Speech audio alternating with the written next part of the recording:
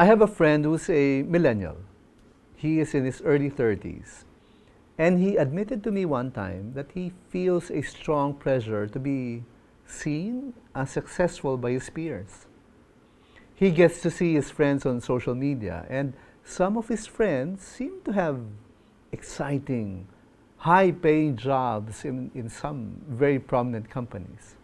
And others have set up their own businesses and appear to have achieved some level of success. The kind of lives they live is what many young people today could only dream about. My friend feels pressure to match their success at this point in his life. Pakiramdam niya, dapat katulad niya yung mga kaibigan niya in terms of achievements. Pressured siya at hirap ang loob niya na wala pa siya masyadong may pagmamalaki. And I can only give him sound advice from Scripture. This passage, written by James, is very appropriate for this friend of mine.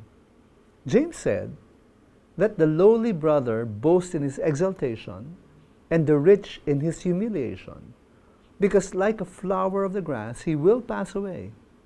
For the sun rises with its scorching heat, and withers the grass, its flower falls, and its beauty perishes. So also will the rich man fade away in the midst of his pursuits." Most of us grew up with big plans and dreams.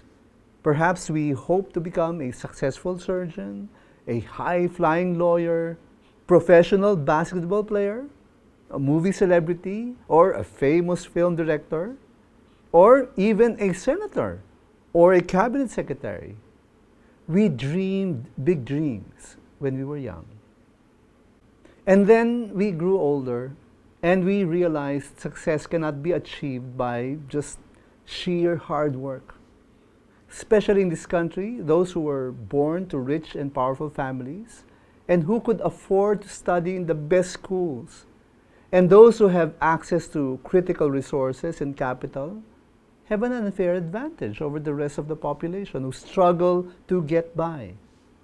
Yes, there are some people who have come from humble circumstances who have managed to reach the top, but they are the exception rather than the rule. Millennials have already reached the age when the best of their generation are well on their way in their climb up the career ladders and are beginning to enjoy the fruit of their labor and the perks of their positions.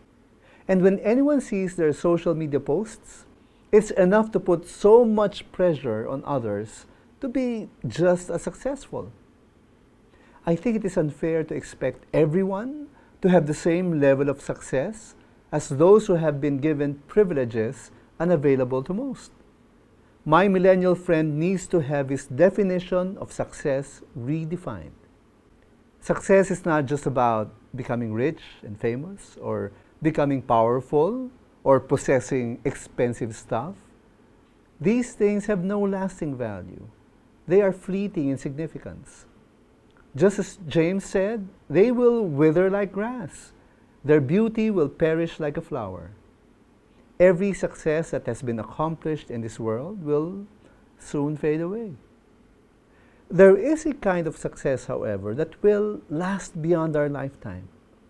And that success is bound up in our faithfulness to what God has called us to do, what God has purposed for us to accomplish in this life, which He has determined even before we were born. If we pursue God's purposes for us, and we rely on His strength, that is real success.